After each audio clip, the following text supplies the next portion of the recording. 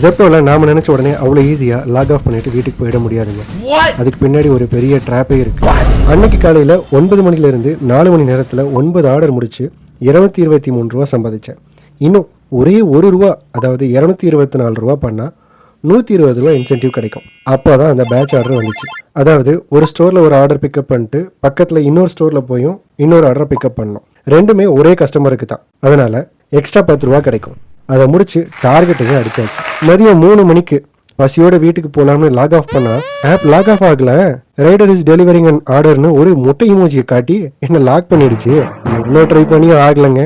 அப்போ தான் கமெண்ட்டில் நம்ம ஃபாலோவர் சொன்ன ஐடியா ஞாபகம் வந்துச்சு. தூரத்தில் இருந்துக்கிட்டே ஆப்போட டேட்டாவை கட் பண்ணிவிட்டு வீட்டுக்கு கிளம்பிட்டேன். அப்பாடா, எந்த ப்ராப்ளமும் வராதுன்னு நினச்சி வீட்டுக்கு வந்தால் அங்கே தான் ஆப் எனக்கு ஒரு பெரிய சர்ப்ரைஸ் மெசேஜ் அனுப்பி ஆப் வச்சுருந்துச்சு. அது என்னென்னு அடுத்த வீடியோவில் சொல்கிறேன்.